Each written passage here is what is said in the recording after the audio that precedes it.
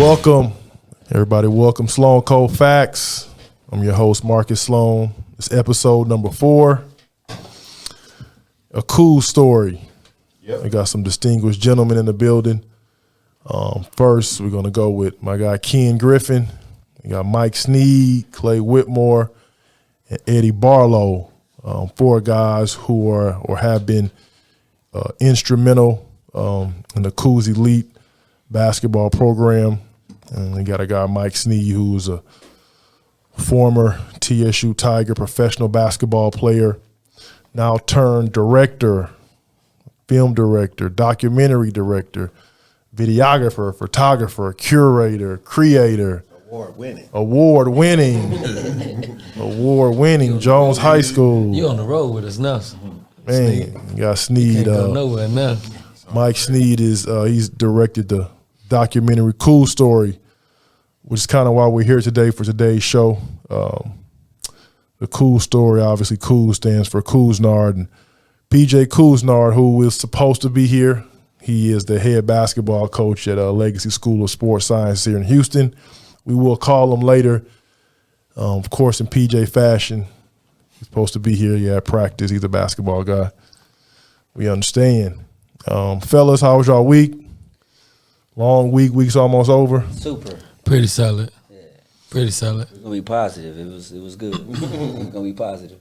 I did drop my OTR exposure rankings this week. You did? I did. All week. These parents, they are. They want coaches. They worse.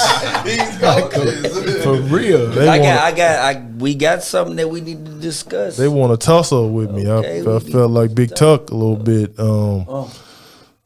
First thing, let me say this about rankings. Q, put the camera so I want to look directly into the camera so the parents. There we go. These rankings, I don't take them personally. Let me say this first and foremost. I read everybody's responses, their texts, their DMs, their tweets. I read everything. I am a professional. The rankings are my professional opinion, right? As you parents know, you can ask these guys in the room. I've seen these guys not only in Houston, but on the road. Not on the road in Austin or Dallas. I have seen them in Dallas actually too, but on the road like in Indianapolis, South Carolina, Atlanta, other places. In the flesh. In the flesh, I'm in the building, driving a rental car. I told you about that story. No, but we seen you there. I don't know how you got there, but So let me tell y'all this. Let me tell you this story real quick. I don't know how you got there, but we saw you. In Indy, you know, it's expensive to fly in Indy. It is. So I got a tour roll for the first time. I flew from Houston to Chicago. And I drove to Indy 3 hours. okay. Same here. I had like a little Ford. It's not even a Focus. It was like a 2-door European joint with no automatic locks, nothing. Okay. So I get the car. I'm driving from Chicago to Indy. y'all have a game that night I'm trying to go to. This is hilarious. It's raining. I get the car. The gas light is on like a quarter tank. So I'm like, okay, cool. I can make it to the gas station. I'm just riding, dog. I'm just riding. All of a sudden, I'm mashing the gas and the car is not going. Ran out of gas on? I ran out of gas on the side of the highway in Indianapolis. Not even in Indianapolis, like in a small city in Indiana. In the middle of On a highway, 2 lanes this way, 2 lanes that way. So you know when you call like a Lyft or when I do AAA or even, I try to call an Uber to come take me to the gas station to get gas to put the gas in the car. Hit the Uber, he can't find me. It's raining. It's about 60 degrees. It's cold too. It's raining. The first Uber couldn't find me. I hit a second Uber. We talked on the phone like 20 minutes just so he can find me. He finds me, takes me to the gas station. I gotta buy a gas can, fill it up, bring it back to the car. We trying to put the gas in the car with the gas can. The little nozzle won't work. It's too big. It breaks. Damn. What? So we had to get a stick to stick it into the hole and like break the nozzle, pour the gas in. Yeah. Yo, just so I could make it to the game. Say we still saw you though. Just so I could. Listen. Just so I could make it to the game. So I want to evaluate. Right. This is what I really do. Yeah. I'm not a teacher. Nope. I'm not a coach. Nope. I'm not an engineer. I'm not a doctor. I wake up every day. I think about basketball evaluations. I think about kids, tournaments, camps, scouting. That's all I do. So when I put the shit out, it's a business. It's professional. It's not anything personal about it. I like all y'all kids as kids. I mean, like most of the parents too. But parents get really, really crazy about rankings. Crazy. And I just want to say this, like, hey, sometimes you got to take a deep breath. And all the shit people say, oh, rankings don't mean shit. I can't tell. Yeah. I can't tell. So dropping these rankings this week, my week has been a little funny. Got the shit done. I got to showcase this weekend, man. But Cooz Story. I'm going to start with Eddy Barlow. Eddy Barlow, I've been knowing Eddy Barlow since I was probably about 15 or 16 years old. He is a Yates, excuse me. That's another thing. He is a Jack Yates graduate. Yo, that's a big deal. People say Jack Yates. Let me ask you, Barlow, what's the big deal about being a Jack Yates graduate? Like, why is it still so much, what's the word I want to use? Like hoopla about it. And actually, let me say this too. Y'all probably have the #1 alumni base in our city as far as high schools. Facts. My grandma graduated from my grandpa graduated from Yates like in the 50s. Mm-hmm. His classmates still go like to alumni shit and like homecoming. I mean, like, I would probably say Yates and Wheatley, top 2, top 3 in the city. For sure. Why is Jack Yates and being a Yates graduate so special?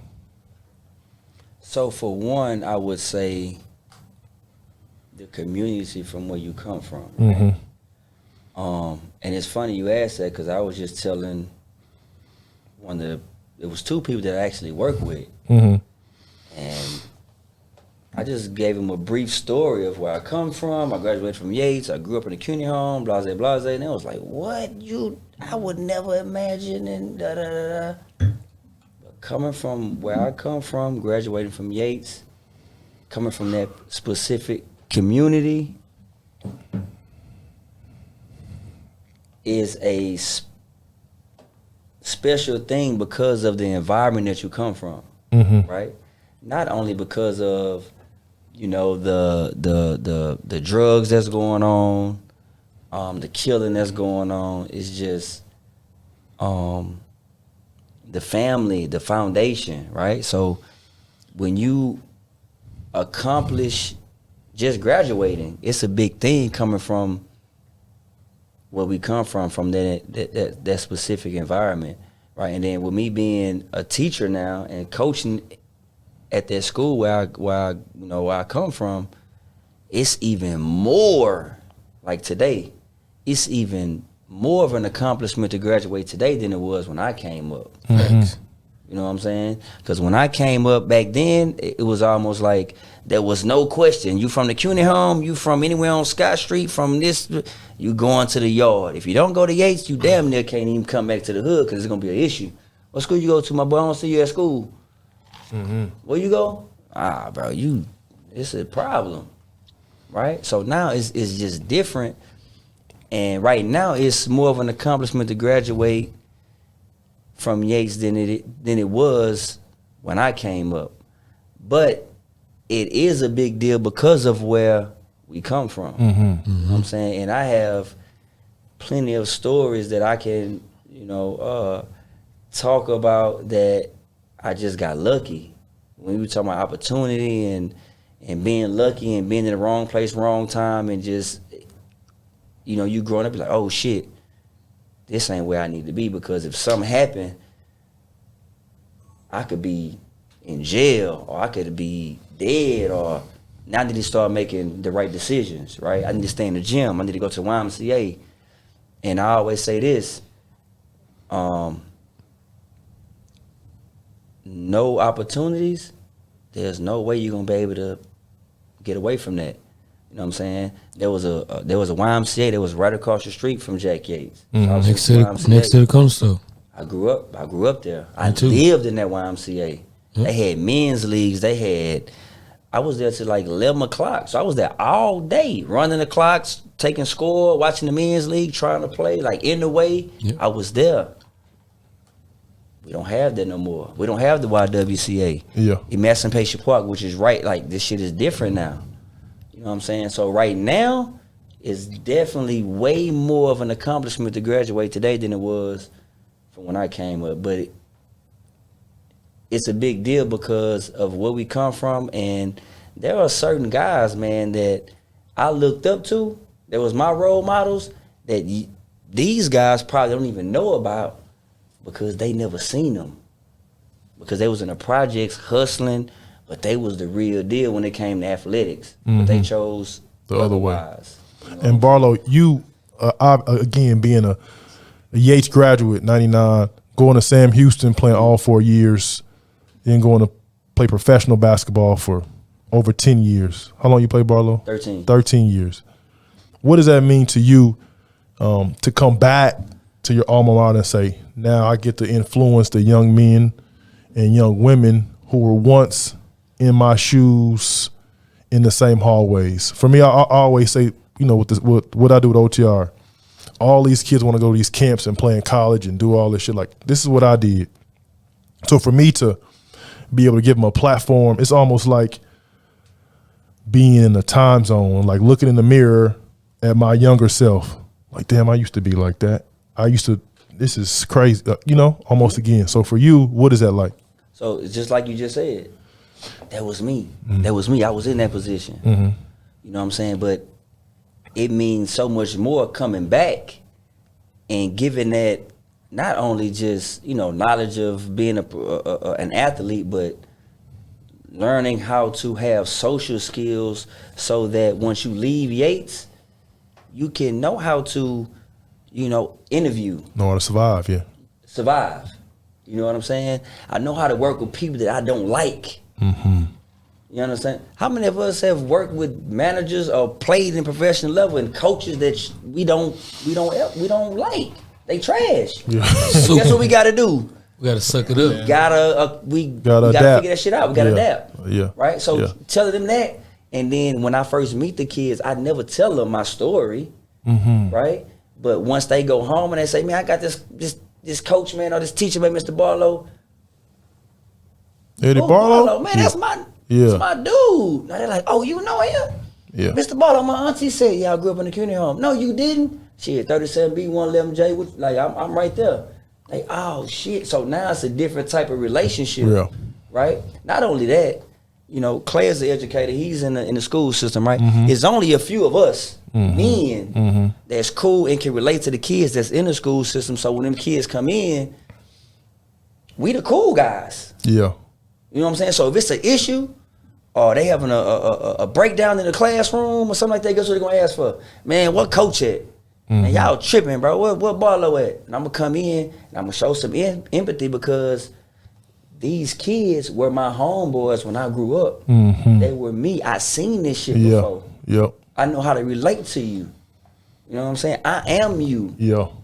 My grandmother raised me. I didn't grow up with my dad and my mom. You know what I'm saying? They didn't raise me, so I can relate to you. What's up with you, my boy? I just came to try to get some breakfast. So now I pull the tea to the side.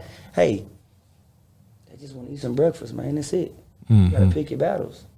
But in these urban schools, we need to have specific teachers. It's almost like having the wrong police officers in the hood. Yeah.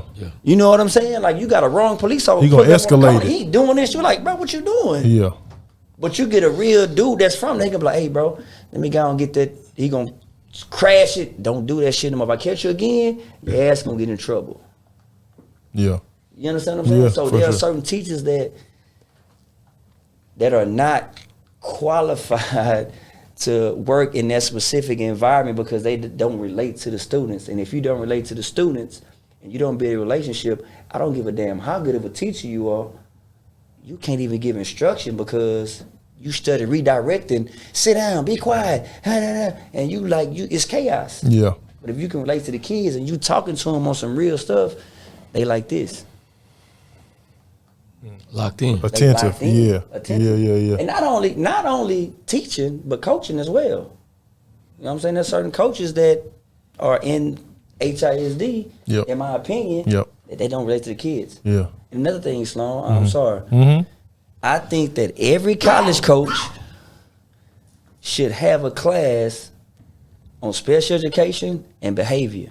It's funny, Barlow, you said that. How many of our kids that are special ed that are great athletes, I they know get these scholarships and go to these Division I programs and they don't know where these kids come from. Yep. And they have an outburst, they send their ass home. Yo, listen, me and Marlon Lowe just talked about that. Even when I first started, I was kind of like, even with the evaluations, I was just so, oh man, he played terrible. Then I started to think, like you said, I'm from Eisenhower Acres Home. I had teammates who were sped. I had teammates who didn't have mom or dad, who were hungry. And they'd be in the game tripping. I'm like, what is he on, man? He didn't fucking eat all day. Nigga's hungry.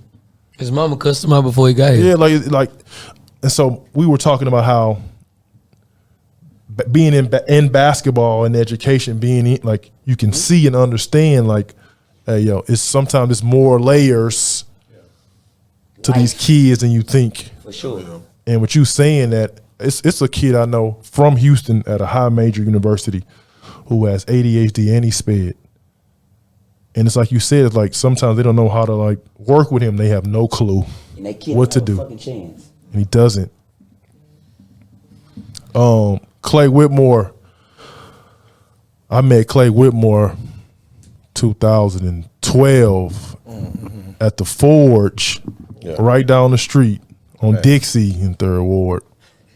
I was trying to run a gym for a Christmas camp. I meet Clay Whitmore.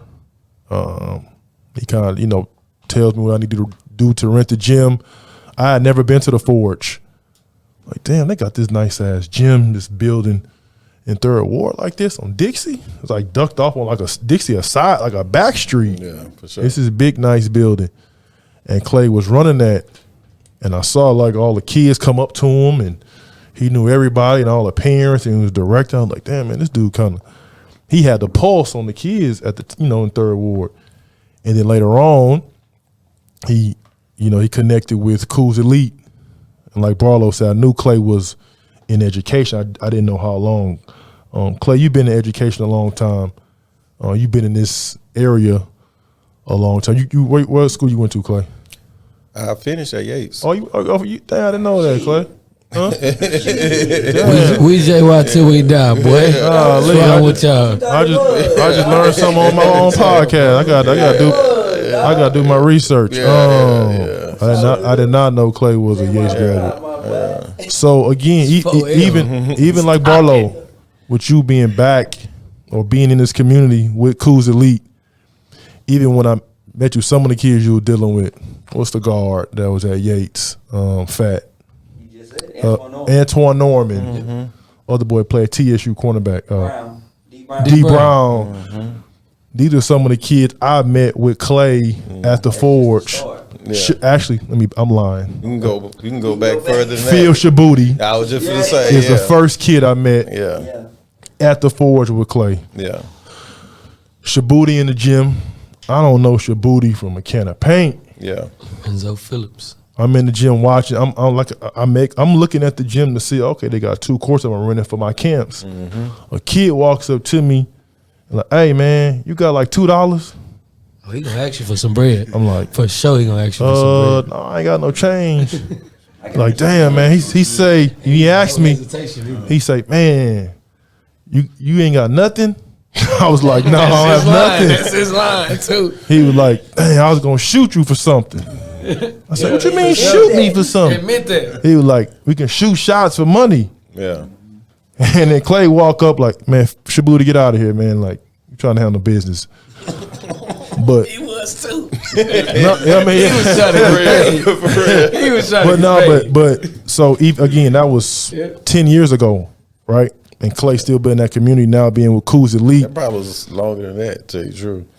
That was Really? Yeah, that was deep. Yeah. Oh, maybe shit, may have been. Yeah, probably not too far, but close. Yeah, it was close to it. Yeah. And so with Cooz Elite kind of getting started, I saw Clay was kind of like the operations, right? PJ Cousinard was the basketball side. Clay was what I call the brains of operations. GM, what we call it. The real GM. And Clay, kind of dealing with the kids y'all deal with. People don't understand, man. Y'all had some high-level dudes. But touching on what Barlow said, you also had kids who were from impoverished communities who Cooz Elite literally was all they had. Yeah.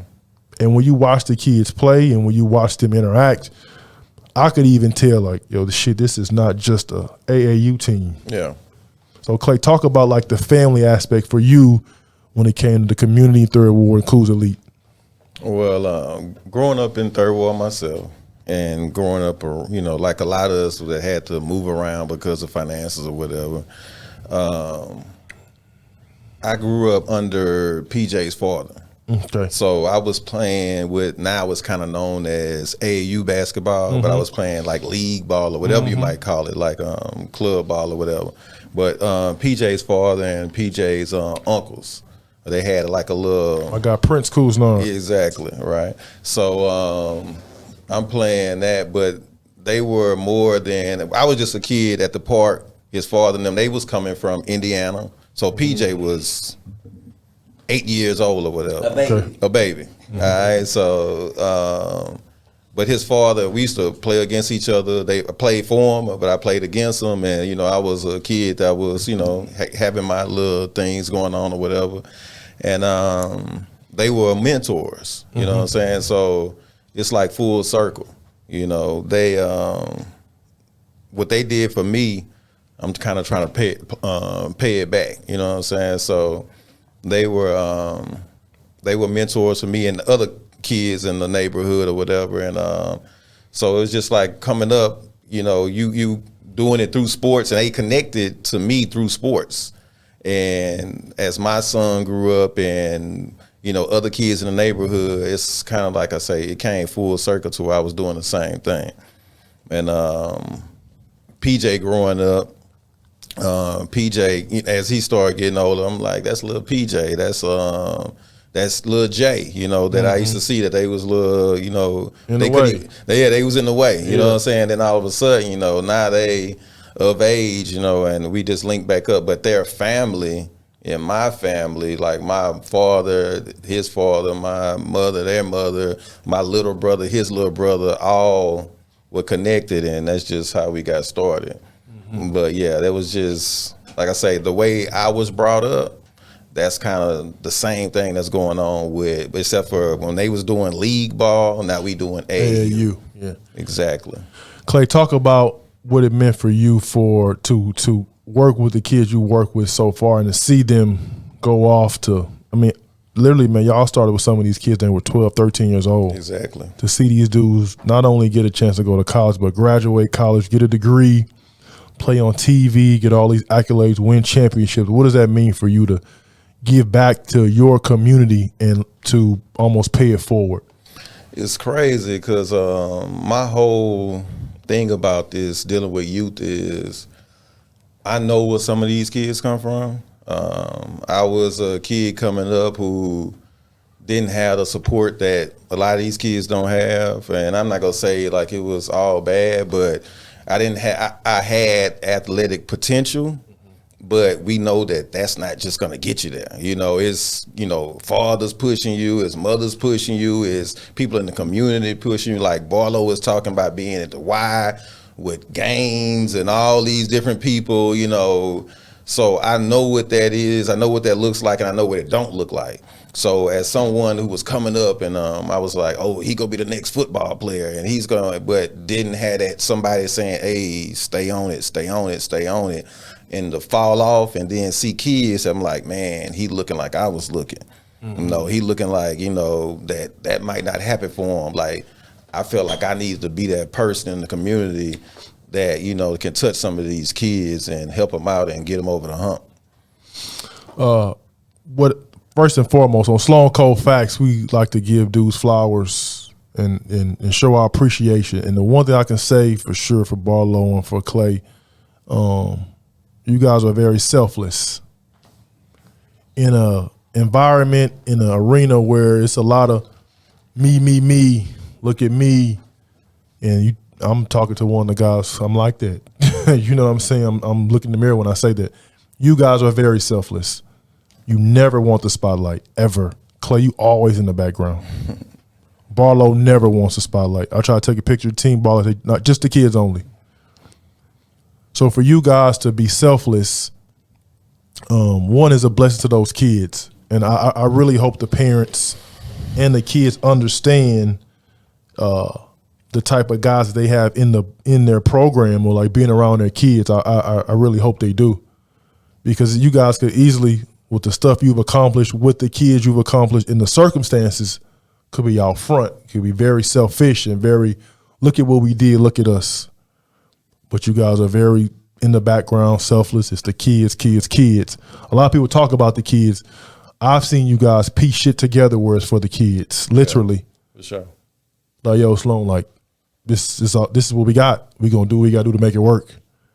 With kids who financially, some of them, they don't have it 100. They don't have anything to give besides themselves. Mm-hmm. And you guys are away from your families, your own kids, your own wives, spending countless hours in the gym with these kids, on the plane, in the vans, in the hotels, in the gym, getting them something to eat. I want to give y'all flowers for that alone. Not even the basketball part of it. If these kids didn't win a game, the work you guys have put in is more than enough. I mean, same for you, Ken Griffin. Ken had a football background. He one of the top personal trainers, fitness guys in the country, especially in this city. He's gonna speak on it, his accomplishments and what he's got going with the gym and stuff. But Ken actually added a next level dimension to Cooz Elite, as far as like the strength training, the flexibility part of it. Again, most kids in the high level program, suburbs, they have trainers and they got all these different things. When I first met Cooz, they didn't. Again, we got a group, we're gonna make it work. And then they added dimension with Ken. I think Ken kind of helped the program turn the corner as far as the kids athletically, physically get to a level to be ready to play in college. Can I say something real quick? Yep. Ken don't charge our players a dime. Mm-hmm. When we have individual workouts, yep, we don't charge our kids a dime. If they pull up to the gym, like that 2020 group with Jahari and DA and Ken, forward, every kid that what gym is this, Ken? What gym is this? Multiple gyms. Prior. Multiple gyms. Yeah, like it was like Sloan. Yeah, it was a couple. Fucking dime. Yeah, it was a couple. Like Nothing. I was at the Zone. Okay. When I first got him. Okay. No, when I first got him, I was at a small gym right here down the street, right off of the freeway. Okay. At Muscleheads. And PJ called me. But I just go back to like everything. Like it was crazy how everything happened. Like I ain't even grow up in Third Ward. Mm-hmm. Like I grew up in Sunnyside, Yellowstone area, all the way down to Dead End, and I ain't know shit about what was going on. Okay. I was a suburb kid, but my daddy a legend, and that's real life. Facts. My daddy a legend. He a legend at Yates. He one of the first to ever go to the NFL out of Yates. Oh wow. Won 2 Cotton Bowls at U of H. He in the Hall of Fame at U of H. So my mama ain't know that though. My mama from Chicago. Mm-hmm. So she ain't know shit about sports or nothing. So I went to Welch. And when I came out of Welch, I was one of the top kids in the city. Now this is early 2000s, so everybody in college, all y'all in college, y'all know shit was going on. And everybody was at my games and shit. And so my mom was like, yeah, he gonna go to Lamar with all his friends. So Pops was like, man, hell no. We finna see what's finna happen. So Pops lied to my mama and was like, I'm gonna go check on my grandma. And my grandma live on Scott and Eagle. If don't nobody know where that's at, that's across the street from Burger King. Mm-hmm. So she lived walking distance from Yates. That's where my grandma stayed. So he was like, we finna go over to grandma's house, clean up and shit. Nigga took me to practice. On God, took me to practice. Yates? Yeah, we got out the car. He was like, man, we ain't finna clean up. I'm finna take you over here right quick. And we went over there. They was in 2 days. Coach McGann. And he looked at me. He looked at me and said, Cat. That's what they call my daddy. Cat, go get that nigga uniform. And I said, huh? What grade you was in? 8th. Okay. 8th grade summer, going to the 9th. Now I'm enrolled at Lamar. Wasn't even supposed to be over at Yates. Enrolled at Lamar, went to orientation at Lamar, all that. And Max said, man, go get that nigga uniform. I went to practice the next day. He lying to my mama for 2 weeks. Talking about we at my grandma's house cleaning shit up. I'm at practice. This ain't gonna start no issue at the crib. Man. No. First of all, like about 10 years later, he told me and your mom was gonna get a divorce. Yeah. Swear to God. Told me we was finna get a divorce. Yeah. On what school you was finna go to. Make a long story short, first day of school, I ain't have a schedule. I sat in the auditorium for 3 days. Now, where are you? You at Yates? Yeah. Oh, wow. I sat in We call it the yo. I sat in the auditorium for 3 days. And the only reason was because my mama said he ain't taking regular classes, put that nigga in a magnet. Yeah. You want him to go to Yates, put him in magnet. So for 3 days, they had to get my schedule and shit together. And I walked in that bitch, I ain't know nobody, Sloan. I ain't know a soul at that motherfucker. I'm like, I'm from the West. I went to Welch. Grew up in South Meadow. I grew up in Mo City. I don't know what the fuck going on over here. I don't know nobody, bro, on God. And 4 years later, I walk out that bitch the king. Swear to God, crown me, my nigga. I'm in this hoe now. It's real talk. But yeah, my grandma used to walk me around that hoe. And I used to be like, she was like, your daddy went here. Your daddy went to Yates. Your daddy went to Yates. And we would walk around with the dogs and shit around the block. And first basketball game I ever went to at Yates, it was PJ senior year. And they was playing Gulf Shores. Mm-hmm. And Gerald Green? No, PJ. And it wasn't Gerald Green yet. It was PJ Cousinard show. Oh, okay. Yeah, it was the PJ Cousinard show. Because PJ came out what year, Yates? 2. Oh, yeah, 02, okay. And I was a freshman. And that bitch was like to capacity. Like niggas was standing on the floor everywhere. And nigga PJ came down about 3 seconds left, did a windmill, shut the whole gym down. It was crazy. And I was like, man, who is this nigga? Right? And I started watching him as I grew up, and we became friends. And I went on to play football in Iowa, went to a D2 in Iowa, and I played up there.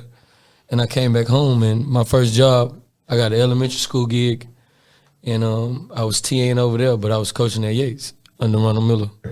And I went back, and I was coaching receivers, and I was the head freshman coach and co-offensive coordinator. I was just trying to come back to the crib. And when Coach Miller got fired, your staff get fired. So I said, all right, what I'm finna do? So I'm finna start training. Because that's what I was doing anyway at first. And I was working at this small gym. PJ called me, and he was like, man, I got a little team. And I was like, what's a little team? Now, he was like, shit, you want to see them? I was like, yeah, bring them niggas to the gym. Bring them over. So he pulled up to Muscle Heads. And basketball niggas, if they don't lift weights, bro, they unathletic. And I'm in my brain, I'm like, bro, what are these kids you bringing me, fam? And he was like, nah, Ken, that nigga jump shot over there, that hoe wet. He was like, nigga, that nigga right there, that nigga throw a ball around you, behind you, upside down, and then put it in the rim. I'm like, bro, that nigga can't squat, bro. That nigga's trash. Nigga's form is horrible, my nigga. The fuck is you talking about? You bringing me some kids, right? So he was like, man, just take care of him. So I had to teach him. So at the time I had Jahari, I had DA. No, I had hold on, DJ. y'all slow down now. Okay, sorry. It's Jahari Long, who's at Seton Hall. Now he's at Maryland. Yeah. Maryland, yeah. D'Avian Houston, who's at Longwood University. Who else? Ruben Jones, who's at North Texas. He got DJ Nussbaum. Conference USA All Freshman team 2 years ago. So good player, good high school players for sure. Good college players too. But they never lifted weights in their life. In their life. Now, background is crazy. You know, sometimes when you go to Yates, you'll never see a weight room.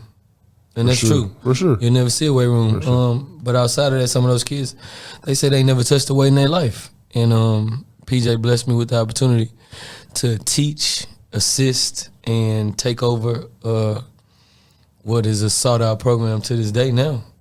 And I give him nothing but credit for that, fam. For real. We moved from gym to gym. He told me, where you want to go? At the time, we had a couple of dollars. So he was like, shoot, I can put you in the gym. He was like, man, we can go over here to the zone. And at the time, the zone was real good for us because we was running like camps there. It's got 6 courts, so my guys would be able to lift, but then go shoot. at the same time. And that was when I found out how good them niggas was. Them niggas came down and was like, Coach Ken, we finna run threes. You wanna play? I was like, man, you niggas sorry. All right, come on. I go down and them niggas dust me, bro. Dust. And they was like, oh, you ain't think we could hoop, huh? Yeah. Facts. So we was at the zone and make a long story short, I grew to I have my own gym now and it's Where is that? Talk about that, Ken. Where's your gym? It's called the Lab Performance Center. It's located off of 16 and Wayside, real close to Barnett Stadium. If anybody knows what Barnett Stadium is, and my guys call me. We set up workouts.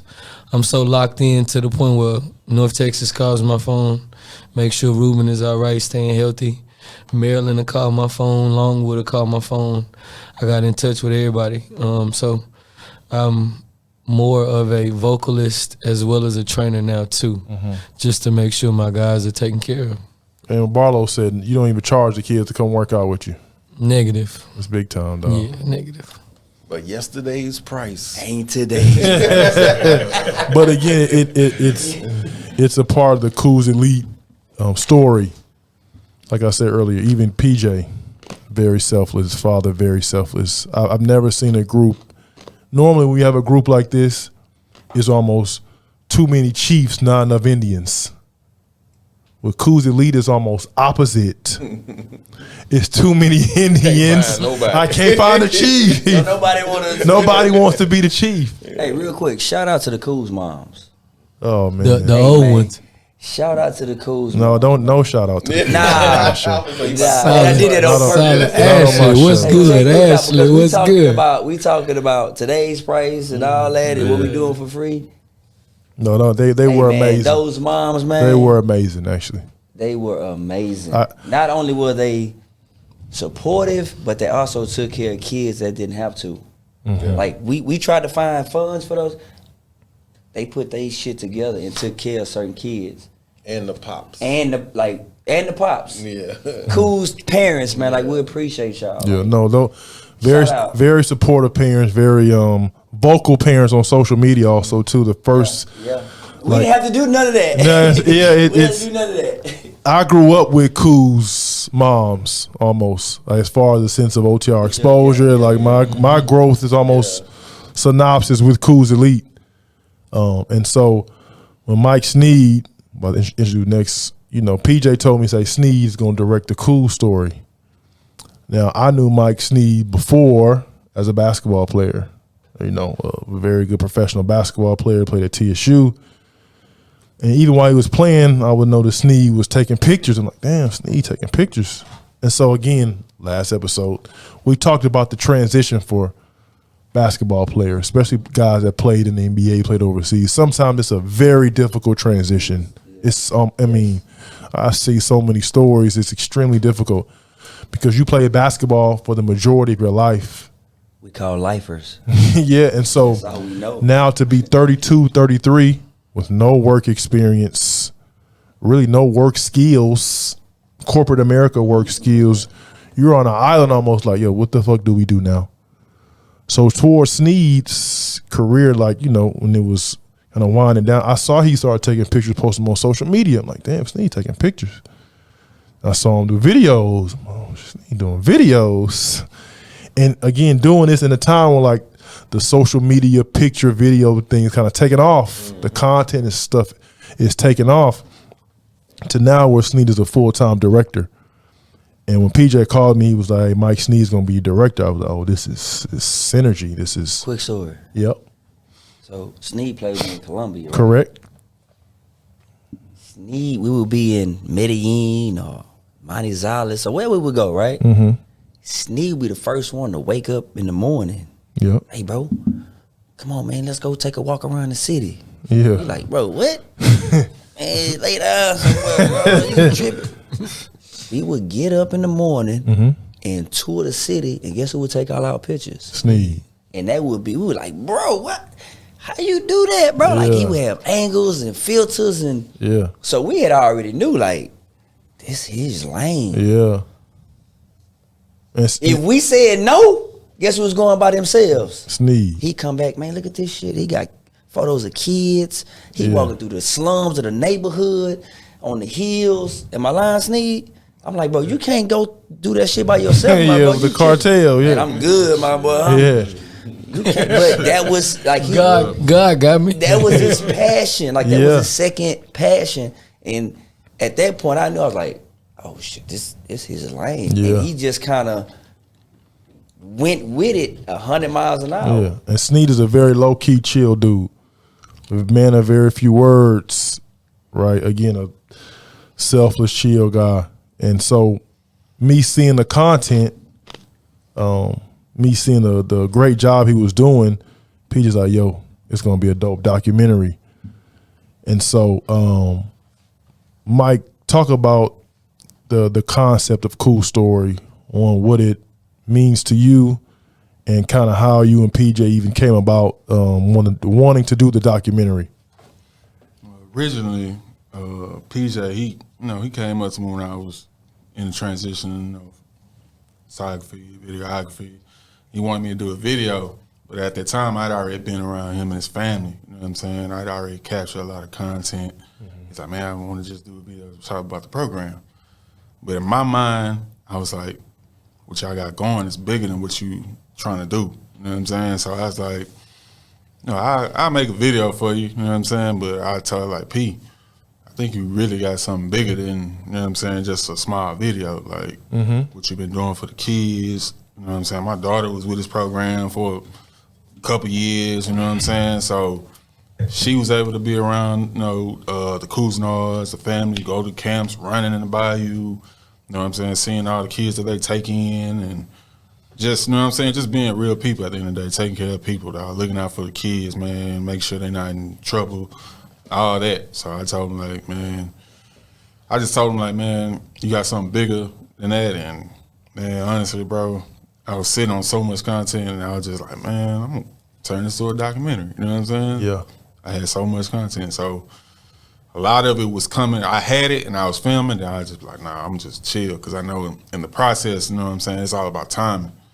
A lot of stuff changed over the years, but when dealing with documentaries, that's part of it, the process. Yeah. So luckily, I was able to be around him that whole time, summers, and just watching kids progress. The 2020 class, kids up under them, like getting to see them grow, develop. Watching certain people grow in their lane, just like how you grown and got your gym, and everything transitioned well. So, when I dropped the first one, I was like, "Peak, we ready? You ready?" You know what I'm saying? Because I've been sitting on it, so it's like it's time. So, just been blessed to even be a part of the process. Just be cool with the Cooz fam, everybody. You know what I'm saying? And Sneed, people think doing documentaries and films. People think I can do a documentary. People don't understand the amount of not only work, but the discipline you have to be able to put content together like that. And even like the editorial work alone is with the story like this, I'm sure it's very hard to do. Like, I'm sure you have hours and hours of content. In your creative brain, when you're looking at the film, when you're looking at the content, when do you think, or when do you decide to be like, you know what, this is gold, I need this, or I can leave this part out? What goes into that decision-making process? It all just boils down to the flow. Because the story has the beginning, middle, end. And for me, while I'm going through that process, everything has to flow. So if I feel like this person did this interview right here and what they're talking about, okay, I got this, but I'm lacking this, then I'm not gonna rush it. Like, in my mind, like rushing it messes it up. So some things you just like you cooking something, gotta marinate for a little bit, you know what I'm saying, for it to taste right. Yeah. You know what I'm saying? Gumbo, you gotta cook it, you gotta put your seasons in, make sure everything's up. So in the process, I just gotta be like, can't rush it. Cause I know PP, man, hey, what's up, bro? Where's it, bro? I need it. What's going on with it? I'm like, bro, you got it, bro. Just, relax. Just relax, P. It's coming. You know what I'm saying? Just, it's coming. So within that process, just me just boiling down to how the flow of it goes. making sure everything makes sense. Because I'm also, when I'm editing, I'm thinking from the viewer standpoint. I'm not thinking from an editing, shooting standpoint. I want to know, while I'm editing and seeing everything, I'm putting myself in the viewer's seat. Because I want you to feel something coming. I want feelings to come out. Yeah, You know what I'm saying? I want you to invoke lock some in. emotions. Yeah. Yeah. Because it's all about the story and Hey, first time I saw the story, I cried in front of my wife. I had to text him like, "Hey, bro, you tripping, bro? I'm crying in front of my wife, bro." Like, what are you? I was like, Yeah, what I are you was talking like- about, Yeah, bro? yeah. He texts me, talking, he crying. What are you Like, talking I about? didn't even know it was like this, bro. I just thought it was in front of my wife. Like, man, tripping, bro. So, Mike, when at what point for you did you decide, you know what, I kind of like taking pictures, like doing videos? Was it just one of those things you were bored in Europe or bored in South America, you just picked it up, or you kind of already had kind of been looking into it and thinking like, man, I wonder what that would be like to, you know, take pictures or be a videographer? I want to say it started in, well, first of all, I've always been into like, you know, the movies, visuals, all Okay. that since I was a kid. You know Okay. what I'm saying? So me not knowing as I got older, like that's something that's, you know, something I was really loved, you know what I'm saying? And to think that I could be able to turn to like, you know, a real life passion of mine and manifest, I never thought about it. So I want to say when I was in California, I was playing with a pro team in California. And I had got a camera. My grandma got me for Christmas. That's when I had the little Walgreens camera, you know, just stick the card in there. Yeah. She gave it to me and I was sitting on it for like a year. And I came back home from Cali and I was like, man, this is the camera my grandma gave me. So ended up going back to California and finish the season off. And that's when I was with my team. I was like, man, just like Barlow said, like wake up and go shoot. That's where I started. Like, man, I'm out here in Monterey, California. It's like, bro, hit my teammate, hey, I need you to film me this, because I was just, you know, just had thoughts and like, man, let me film this, let me see how this look. You know what I'm saying? So it originally started there, and I just made like a little video. My first video was Sneed Chronicles. I just like, I don't know what to call it. I'm just got Sneed Chronicles. You know what I'm saying? Yeah. Me and Cali, whatever. I remember Sneed Chronicles. Yeah, Yeah. you know what I'm saying? So I made that and brought it back, and girls like, man, you need to make this in something. And she kind of pushed me forward to, you know what I'm saying, to do it. And transitioning was always like that in my mind, because, you know, being around a lot of the guys, they already kind of like, you know, they was top leagues. And I had to work my way up. You know what I'm saying? Like, I started out back in the back. You know what I'm saying? Like, I was graduated 05, sat out 2 years because I had bad agents saying, oh, I'm going to get you this job, and I ended up nowhere. So my mind is already like, man, I got to do something. You know what I'm saying? So my thought process about transitioning was, it kind of was already there. It just was about the timing. So, like in California, that's when I started it, and when we got to Colombia, and that's when I was taking more pictures, you know what I'm saying? And Hero, he was like, bro, you need to do this, guy. Just take pictures, you know, Barlow, Hero, you know what I'm saying? Just teammates. Henry. Yeah, shout out to my boy Hero, man. It's a funny guy, man. Yeah, big funny. And just, you know, from there, I was like, man, I need to start actually thinking about making this into, you know, a career of passion, because, you know, I had got injured at one point. I sat out for a year or two, so I had time to think about it. And I always see stories about pro athletes making that transition, how hard it is. Shout out to Landy Smith. He was like a big advocate, you know what I'm saying, about athletes being, you know, transitioning from basketball into the real life. So I listened to him a lot too, because he used to, you know, just post it a lot. And, you know, I would just sit in my hands like, you know, I need to do something. So kind of everything kind of matched, you know what I'm saying, the flow, everything, and transition. Now we You here. know what I'm saying? Transition flow pretty seamlessly. So as the director of the documentary Cooz Story, what does it mean to you, Mike, to put this all together? It means a lot, honestly. It means a lot, because, you know, me, from my standpoint, just being around the Cousinards and what they stand for, I touch base with that. You know what I'm saying? Just giving back. I relate to it, because my mom, she'll give her shirt out to, you know, who on the street, a homeless person. It don't matter. You know what I'm saying? So I always got that frequency from that family. You know what I'm saying? And I just related to it, and it meant a lot because I just P does a lot for everybody. You know what I'm saying? He does a lot for the kids. It does a lot for parents. You know what I'm saying? The culture. So I just feel like this is my token of me giving back to him for what he, you know what I'm saying, has done for everybody. Just I want people to hear the story. Like, this is, the Cousinards are a really big fan of what they got going. Is, you know what I'm saying? It's really big. You know what I'm saying? So yeah, and the Cooz Elite program, very successful. I don't want people to, first time, whoever's hearing about this for the first time, to think this is an organization and just got some kids from the neighborhood. And this is a program that's been very, very successful. One of the better programs, independent programs in the South, even in the country, actually. For sure. Started out very humble beginnings to AAU champions, actually. Under Armour, Rise, 16U champions. And that 2020 class that we were all talking about, they actually went to the UA Rise finals their last summer of 2019. Sure did. It's ironic because I was with the Houston Defenders, and my guy Adam DeMong, who runs UA Rise, he hit me that fall. He was like, hey, do you have any teams in Houston that you could put on the Rise for next year that'll be pretty good? I was like, Houston Superstars. And I was like, oh, this is when those kids were about to be seniors. I was like, Cooz Elite. I was like, yes, I got a group, Cooz Elite, because 2 years prior, my first ever live event at the gym in Humble, these kids were 15s. They were about to be sophomores. I was with the Houston Defenders. We had a really good group, a really high-level group. And PJ called me. He was like, hey, man, I know you're doing a live here. Like, we want a matchup. I was like, who y'all want? He's like, we want the Defenders. I was like, oh.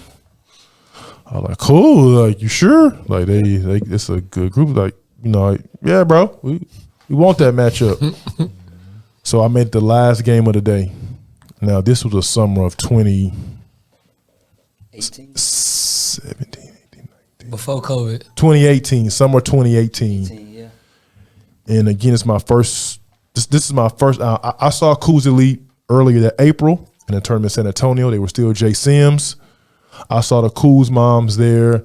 They had like a following. It was kind of like they were breaking off from a group, from a guy who was running Jay Sims, and PJ like, we're going to do our own thing. So now this is July, 2 months later. The game is at the gym in Humble. It's it's the last game, like an 8:45 game. I got the video on my phone. I'm gonna play it. I'm gonna play it. Send me that. We need that, my boy. The videos of the crowd actually. Oh, okay. And with the atmosphere. It was jumping in there. It was crazy. It was crazy. It was an What age 8:45. group you said? 15? 15s. Okay. Yo, it was unbelievable in the gym.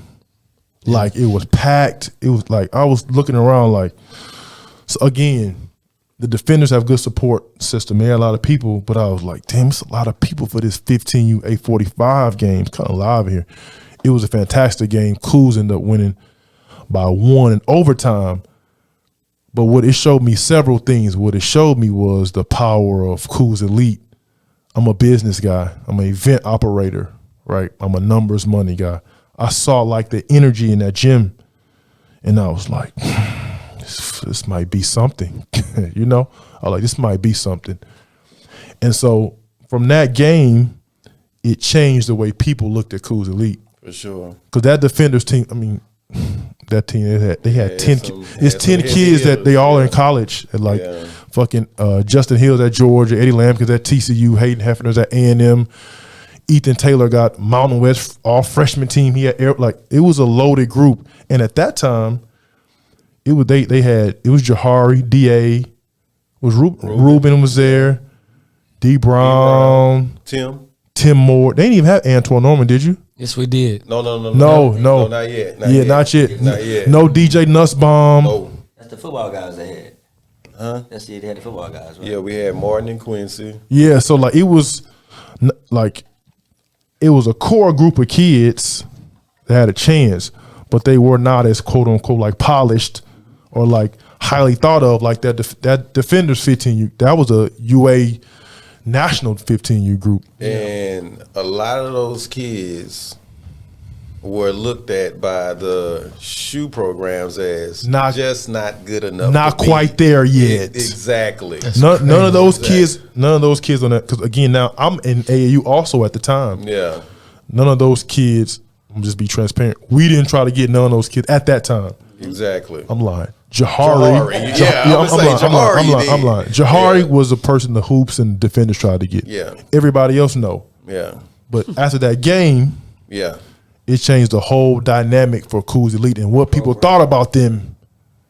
It was almost like, damn, this Cooz Elite. And then from there, we played like a couple of weeks later. We played the hoops. Correct. In another game that was jumping. Yes, at it used to was it MI3? No, further down. It closed because of the flood. Legends. Yeah. Jumping. Crazy game. They won that game too against a 15U group that people thought very highly of. So now in my mind, I'm like, yo, this Cooz Elite shit is might be something. That swag built off of that defenders. Yeah, no, the defenders game because of the atmosphere. Yeah. And like how late at night, like it changed. Yeah. People left the game like, damn, that Cooz Elite shit is low. Like, what they got going on. So in my mind, I was like, all right, this Cooz Elite shit is kind of, it might be something that can travel and I can like build upon, right? Like I can build upon Cooz Elite. And so from there, the program took off. A year later, the guy Adam, like I was saying, he called me. He said, I need an independent team, a strong group. They got to be high level. Some kids getting recruited. Now, Ruben Jones is now 6'4". D.A. Houston now 6'2", a little bit better. You got Antoine Norman. D. Brown still there. Now they got some pieces. Tim Moore's very athletic. Now some pieces. Then they added Braylon Bush with a whole different piece to a group. So now they are ready. I said, yo, the Houston Superstars are Cooz Elite. He said you could pick one. I was like, Cooz Elite. Because of the atmosphere from a year ago, I was like, I wonder what that shit'll be like. So they go on a rise that year. They make me look like a fucking psychic, a genius. Obama. They get to the championship game and lose to a team from Canada. The first year on the rise. Shouldn't have lost. So I'm like, we got something. So then from there, like it explodes. These kids they go off to college. Like I said, man, these guys are high major. But what it did for the city, it was like now this thing became like I tell people all the time, after that game and after the success Cooz had, now the shoe team's coming after the Cooz kids. Oh, without a doubt. Like crazy. Not just from Houston, from everywhere actually. Yeah. No kid ever left. I would tell other shoe programs, y'all not getting these kids. It's like a cult. I would laugh and say, Peach, I was like. But you know what it started with too though? The parents. No, listen. Jahari's mom, Ruben, D.A., like, they were not leaving. They were not. And so it really was, to me, I was like, listen, y'all not getting it. They're a cult. But it was kind of, but with those parents, it was like, don't come for them now. You know what I'm saying? Like, It's too late. Like, don't come for them now. These people, these coaches believed in these kids. And I'm going to be very honest with you. A lot of times it was basketball IQ seeing Clay, this kid is going to, and I'm talking about when these kids were 13, 14 years old. Yeah. Some of those kids, we went after those kids 2 years before they came to Cooz. And we waited on them to finish doing what they were doing because those parents were loyal to other teams. And we waited, and P could see, like, we can build on that. Like, and let's just get them in the gym. Let's get them in the gym. We go teach them this. We go teach them that. And by the time they get to be, if he grow to be this, then he go be special. And I was like, okay. I just had to trust what he was saying. You know what I'm saying? Yeah. And those kids grew to be special. Like he said something about Jahar. Like everybody knew that Jahar was good, but P was like, Clay, he's going to be that one. Yeah. You know, DA, I remember, some kids I pushed on P. Yeah. You know what I'm saying? DA, I was like, P, this kid is crazy. Like, pushed him on you. D Brown, he pushed on me. You know what I'm saying? Yeah. And I was like, he tough. Like, he tough. This kid don't care about nothing. You know, I was like, okay. So, yeah, some of them kids developed to that, but a lot of it was P seeing it before anybody saw it. You know what I'm saying? Like, we didn't get those blue chippers all the time. Correct. You know what I'm saying? Correct. And so he had the basketball keen to see it. Like, man, I'm telling you. And I was like, okay. And it just came to fruition, Yeah, Cooz Elite became a phenomenon. That's the word I'm going to use in our city, to where it was a recognizable brand. It was a monster brand. No shoe backing, no real financial huge sponsorship. It was strictly from grassroots, the parents, the organization. Cooz Elite became this monster almost, to where you had this group that their last summer was 6 or 7 kids went Division I. All those kids are playing like college athletics, which is something that rarely ever happens, even with a sponsor team, let alone the independent team. Crazy. And also the brotherhood it formed with those kids is something like you've never seen, ever. It's been situations in games. I remember a game at MI3 versus a shoe team, and it got kind of chippy in the game. Well, it'd always get pretty chippy. It would always get chippy with Cooz Elite games, but how they stood up for each other, a situation to whereas the kid on the other team was by himself, and none of his teammates came to help but when it was the opposite way, when it was a Cooz kid by himself, damn near the whole bench left to come to his rescue or come to his defense. Yeah. And so from that, I even saw like, it's different. And that's how those Cooz kids were in order to this day, to where you can get away with doing something to that kid, but the teammate is the one you have to worry about. You know what I'm saying? Just taking up for, and that's just not those kids, that's these coaches. Like, you can probably get away with doing something to me. Yeah. But if you do say something crazy about Barlow, it's a problem. I got an issue. You know what I'm saying? Like, you know, that's just, but that's just. And I will say that starts with. It starts from the top. Yep. Yeah. You know what I'm saying? In any organization, any business, yep, it starts with the top. If your head man ain't about shit, then everything else is gonna be everybody fussing, whispering with each other. Correct. P ain't like that. Yeah. He's selfless. Yep. And that trickles down to myself, Clay, and he's a very observant type of, I know who I rock with, and we just our character and how we move it just meshes, right? Yeah. So when we in the gym, those kids are very smart, right? So outside of basketball, they observe and they witness that. And when it comes to, because Clay gonna be the PJ gonna be the nice guy. Yeah. P gonna be laughing and playing with him. Clay gonna be like, man, hey man, listen, I don't know what y'all on today, bro. Get on the line, y'all niggas tripping. Yeah. Right? Like, he gonna be the bad cop. Yeah. But then when it's time to get on that flow, like, it just all just come together. Yeah. And they understand what it is, because we are modeling what it's supposed to look like, as far as never wasting a day. You step between these lines, this shit is hard work, and you don't let nobody outwork you. Hey, you know what? The game going bad. We need some controversy, man.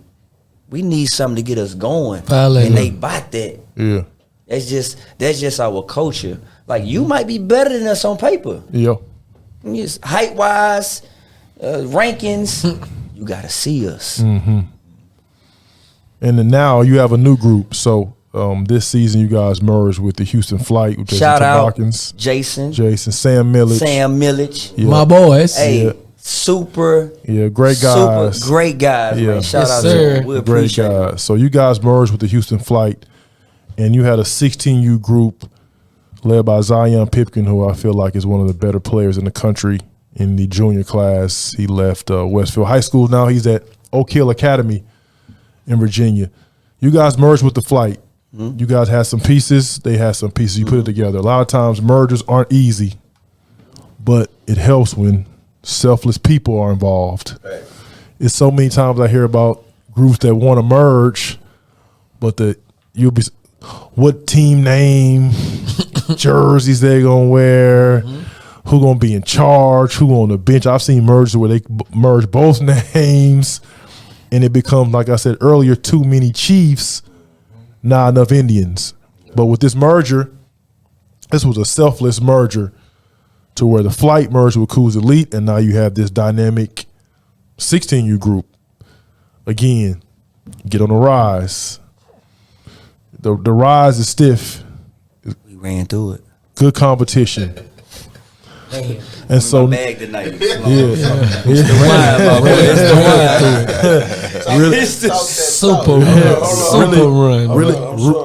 Really good competition. Okay, I'm sorry. Yeah. Really good competition. Where is PJ? I tried to call PJ Okay, don't worry earlier, about it. man. This is what we deal with. It Trust is what me, it is. It's he normal. for sure owes I'm me. sorry, I didn't mean to cut you No, off. that's all good. So, a very strong group. I wasn't sure if they had what it took to win it because it was a merger in such a short period of time with two groups similar but a little bit different. Different kids, different coaches. Again, it's not easy today with the social media era and with kids looking around not running their race to merge. The group merged. I wasn't sure they would be able to take that step. I had an event, the Lee Sloan Invitational at Nimitz High School. They played the Defenders. Again? Or was that? I'm sorry. No, y'all did not play one time. Did you play No, one we time? played the Defenders, and the one time said they didn't want to Oh, play us. sorry. Yeah, it was the Defenders. We got one time in your earlier event. Oh, correct. Yeah. But First event. that deal in June at Nimitz, it was crazy. It was turned up again in there. Now I know what Cooz Elite is in the crowd. I do the matchup. It's crazy. I jump out early, beat them handily. That wasn't any of our doing. No. That Listen, was the players. no. They Before the wanted game, it. the kids. They So was- several of the kids go to Nimitz High School here in Houston. So they were in their home gym. It was packed. They were lit. They were turned up, and you could tell from their play. That game, I watched them. I was like, oh, they might have what it takes. Now I thought they could make a run. They could make some noise. I didn't think they could win it all the way. Yeah, at that time though, they caught us at the wrong time. Yeah. Like Yeah. to be honest, they caught us at the wrong time. We went through the season and we hit some road bumps and we recommitted. The kids recommitted. Okay. And when those kids recommitted, and we was like, we telling y'all not it. Like you think you it, you're not it. Like it's a different level out here. And shout out to head coach Barlow. We locked in. All right, those kids locked in, the coaches locked in, and just so happens the defenders just happen to be in the way. Yeah, they just happen to be in the way. Yeah. So I am not on the road the last live period in July. My girl started volleyball camp. I made a decision. I was like, and people know I love this shit. I love this. This is what I said earlier. I do this. I do this every day. We're lifers. Yo, listen, I got two phones now. The one phone wasn't enough. I had to get two. I really love this. I made a family decision. Like, my girl's in volleyball. It's on the thing. I'm a go to their camp. It was killing me. I'm checking the Twitter thing, the feed. Like, I need to score. I'm fiending. Yo, another win. PJ texts me, hey, yo, win the quarterfinals. Oh, shit. Hey, yo, we just won again. We going to the semis of the UA Rise. I'm like, they might win it. Yo, we in the finals. So he didn't text me, so I'm looking through the thing like, I want they win. I say a post from Barlow of the trophy.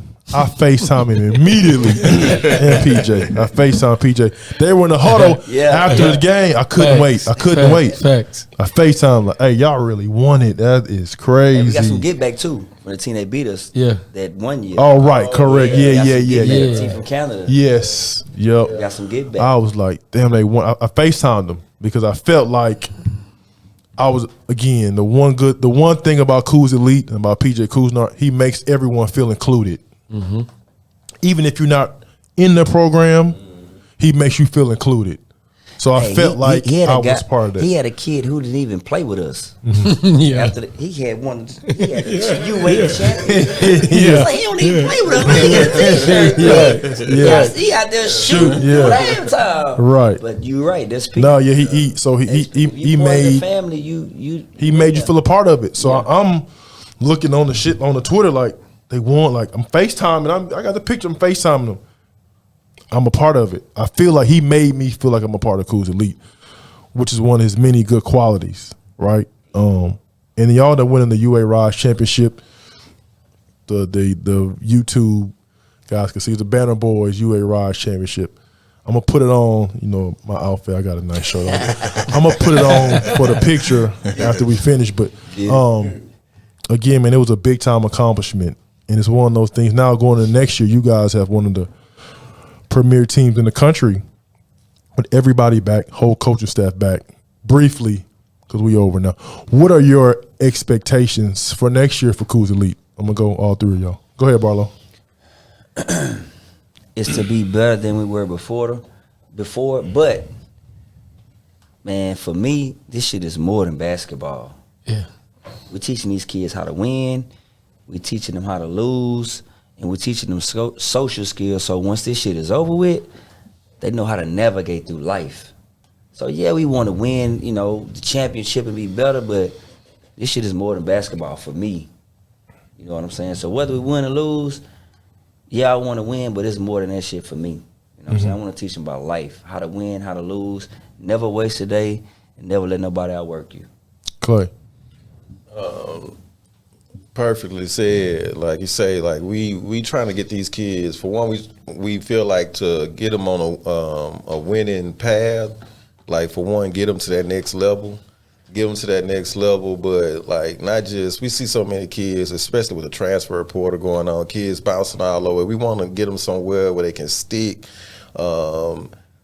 Not just basketball wise, but with the academics and, you know, get them prepared for life, you know, like, and being successful, like some of you guys were, like getting through college and you know, getting to that next level in life and being just productive citizens, man, like doing the right thing, being solid guys. Like we spend a lot of practices, Coach Barlow spent a lot of practices talking about just being solid, you know what I'm saying? It might not even be nothing about basketball. We'll take up half the practice about just doing the right thing, you know what I'm saying? Sometimes you got to get off of basketball and talk about, you know, find out what's going on with them, you know what I'm saying? What's going on with the family, you know, how you doing in school. And I think that's kind of what set us apart from a lot of programs. Like today we not talking basketball, something that how you feeling, how you doing, like tapping in with the parents, you know, and just getting kids ready to be productive citizens, you know. And I just feel like if we can get that, whether it's basketball or not, we winning. KG, next year's expectations. It's more than basketball on all levels. We a family, and looking at 10, 16-year-olds in your face every morning, talking about they ready to go, and it's 8 o'clock, and we finna play a 9 o'clock game, and then we blow them out, and we got a 3-hour break, and you running to the corner store grabbing Gatorades and bananas so a nigga don't cramp, and you making sure somebody got some food in their system, but then you looking at Zion and he over here eating hamburgers and you trying to figure out what he doing. So it's like, it's more than just basketball on all cylinders. We created a family atmosphere. We traveled with these kids, man. They slept at all types of places, from on the floor, on couches, in beds with each other, sat outside at barbecues, at pools, and it's more of wanting to do it again than winning. Gotcha. It's more of just, I want to see y'all. I know we gonna play, but I just want to see y'all faces, man. After all this works out, The process. it's all about like doing it one more time and enjoying the ride one more time. Sneed, tell people where they can see the Cooz Story documentary and all of your work. You can go to the website, SneedWonderProductions.com.